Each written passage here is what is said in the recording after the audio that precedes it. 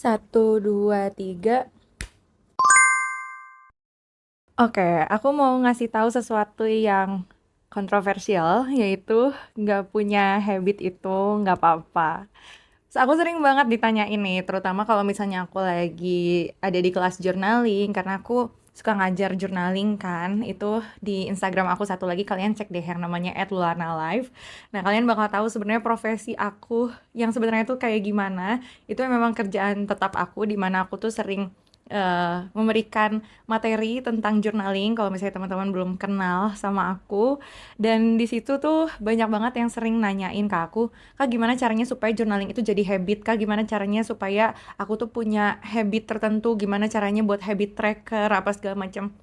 Terus udah gitu, aku ngerasa emang kayak kreator-kreator di luar negeri atau misalnya kayak self help book itu banyak banget yang kayak ngasih tahu tentang habit gitu.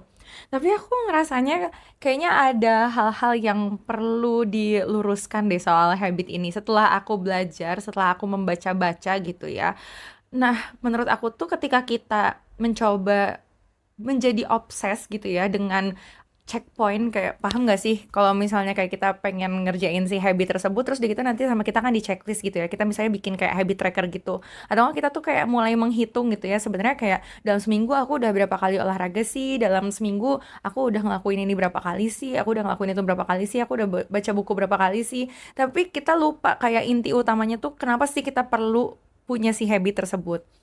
Nah, aku pengen meluruskan. Jadi menurut aku tuh daripada kita fokus sama si habit tersebut, daripada kita fokus buat kayak, oh ya kita harus punya habit tertentu, sebenarnya ada kayak hacknya gitu guys. Namanya itu identitas gitu. Sebenarnya kenapa sih kita perlu untuk melakukan habit tersebut? Sebenarnya jawabannya itu adalah supaya kita pada akhirnya tuh bisa membentuk sebuah identitas baru, kayak misalnya gini.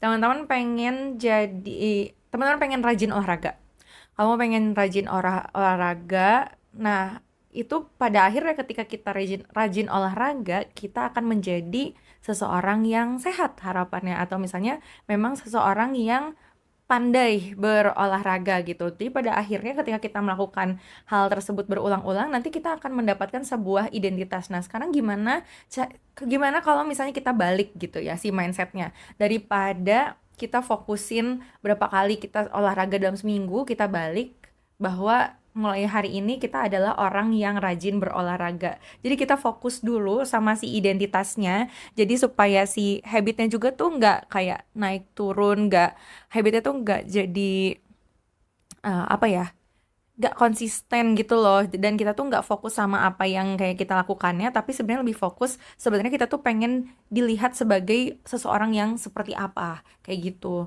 Jadi buat aku pertanyaan utamanya adalah sebenarnya kita itu mau jadi orang yang kayak gimana, baru kita fokusin habit-habit apa sih yang dilakukan sama orang tersebut kayak gitu. Nah, kita tahunya identitas diri itu dapatnya dari mana, itu tergantung lagi sama goals besarnya teman-teman. Kayak sebenarnya habit ini tuh nanti tujuan akhirnya tuh mau kemana sih? Contoh kayak misalnya kita pengen berkeluarga. Terus udah gitu kita pengen punya waktu yang panjang sama keluarga kita. Kita pengen benar-benar punya quality time yang baik gitu ya sama keluarga. Terus kalau misalnya kayak kita pengen punya anak, kita pengen ngurus anaknya dalam waktu panjang gitu ya. Nggak mau kayak jangan sampai kalau misalnya kayak kita punya anak, terus di gitu kita cuma punya waktu sebentar karena kita nggak sehat, kita akhirnya sakit, dan kita nggak bisa nikmatin waktu sebaik mungkin sama anak kita. Mungkin itu adalah reason besarnya. Nah, supaya kita bisa mendapatkan si reason besar tersebut, tandanya kita harus sehat. Kita mungkin nggak boleh sampai kayak diabetes, kita harus kayak menjaga gula gitu ya. Tapi memang inti utamanya adalah orang yang sehat. Nah, habis itu baru nih kita breakdown. Orang yang sehat itu biasanya punya habit kayak gimana sih? Kita bisa kayak research, kita bisa coba cek orang-orang di sekitar kita. Kayak misalnya ada seseorang yang kita tahu, oh ini orang tuh rajin yoga. Ternyata setelah dia rajin yoga, kok ternyata dia tuh jadi kelihatan awet muda misalnya. Terus gitu dia jadi kelihatan sehat, dia jadi kelihatan lebih seger, dia kayak kelihatan aja kalau misalnya dia bergerak itu jadi lebih gesit gitu. Nah, dari situ kita mulai kayak embody si identitas tersebut. Berarti kayak oke, saya mau sehat, caranya adalah dengan rajin yoga. Terus kita perfokus lagi gitu ya. Berarti saat ini saya ingin menjadi seseorang yang rajin melakukan yoga. Nah, kalau misalnya kita udah dapet si identitas tersebut, pasti kita akan lebih mudah buat melakukan si habitnya juga. Akan otomatis gitu. Setiap pagi kita tanya deh, kalau misalnya orang yang rajin yoga, dia akan memulai hari itu dengan seperti apa sih? Mungkin kayak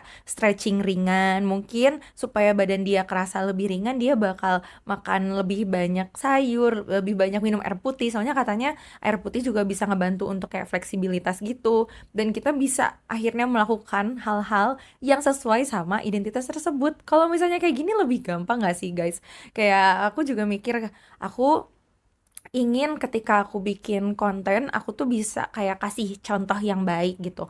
Ketika aku kasih konten, aku tuh bisa ngasih tahu ke teman-teman bahwa, coba guys ngelakuin A, B, C, D. Nah, nggak mungkin dong kalau misalnya aku ngasih tahu hal tersebut, tapi aku sendiri nggak pernah mencoba hal tersebut gitu. Otomatis aku harus bereksperimen terlebih dahulu dengan hal tersebut gitu. Kalau misalnya itu works, baru aku bikin dari video atau misalnya jadi kelas tertentu atau misalnya aku ungkapin gitu ke teman-teman. Jadi aku tuh nggak kayak asal bacot gitu guys, paham lah ya pokoknya. Nah, kayak gitulah gitu. Dan ternyata setelah aku melakukan ini tuh lebih works daripada aku bikin kayak habit tracker, terus kayak aku checklistin satu-satu. Karena jujur sebenarnya habit tracker bagus sih supaya kita punya data gitu ya. Tapi pada akhirnya buat apa sih data tersebut kalau misalnya itu malah kayak bikin kita sakit hati atau malah kita terdiscourage gitu dengan angka-angka yang ada di situ. Kita kan bukan robot, kita kan nggak segala macam tuh perlu distatistikkan, paham gak sih? Nah, makanya dari situ aku mulai berpikir, oke, kayaknya kita bangunnya tuh dari identitas dulu. Dari situ aku memulai hari dengan pertanyaan, sebenarnya hari ini aku pengen menjadi orang yang seperti apa. Dan bener deh, itu lebih works daripada kita paksain pengen punya habit tertentu gitu. Terus udah gitu ada satu hal lagi adalah tentang sistem kehidupan.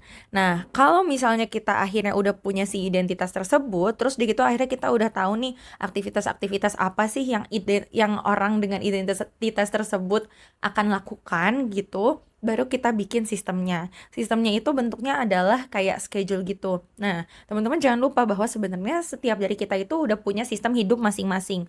Enggak kak, perasaan aku enggak tersistem. Nah, tidak tersistemnya itu adalah sistem. Sistem itu basically kayak apapun kegiatan yang teman-teman lakukan dari pagi sampai malam. Dan terutama tuh yang berulang. Kayak misalnya tidur. Tidur itu kan kegiatan yang berulang. Tapi kak aku jamnya beda-beda nih tiap hari. Ya berarti teman-teman punya sistem tidur yang belum teratur. Contohnya kayak gitu. Nah, teman-teman bisa fokusin lagi dari part si sistemnya itu gitu. Sebenarnya aktivitas-aktivitas yang tadi teman-teman mau lakukan itu mau dilakuinnya tuh di mana, mau dilakuinnya tuh di jam berapa aja, mau dilakuinnya di pagi kah atau di malam kah gitu.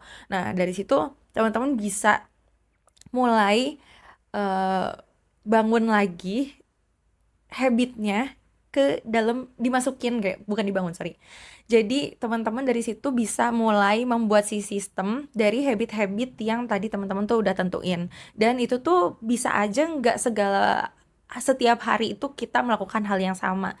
Karena ya kalau manusia itu kan biologisnya itu kan beda-beda gitu ya. Ada yang mungkin secara hormonal orang tersebut tuh lebih gampang capek. Belum kalau misalnya ada orang-orang yang dia tuh punya kayak penyakit bawaan. Nah, jadi kan sebenarnya setiap hari itu nggak bisa dipaksain sama. Setiap hari itu kayak punya kapasitas tersendiri. Nah, dari situ teman-teman bangun sistemnya juga sesuai sama kapasitas diri teman-teman. Sesuai kayak kalau komputer itu sesuai kapasitas CPU-nya kayak gitu. Dan supaya kita nggak nge-lag, supaya kita juga nggak capek gitu ketika kita melakukan hal tersebut, paham kan teman-teman? Nah, dari situlah makanya aku berpikir kayaknya kalau misalnya kita terus-terusan mikirin kita udah ngelakuin ini berapa kali ya dalam seminggu ya. Ya mungkin ada orang-orang yang memang mereka itu cenderung lebih rapih. Cuman kalau misalnya buat aku sebagai pekerja kreatif yang punya kegiatan bejibun, yang kadang-kadang tuh bener-bener ngikutin apa kata hati, setelah aku menggunakan cara ini tuh menghasilkan sistem yang lebih baik untuk kehidupan aku dan kegiatan sehari-hari aku juga berubah menjadi lebih baik. So, itu aja buat episode kali ini. See you next time. Bye.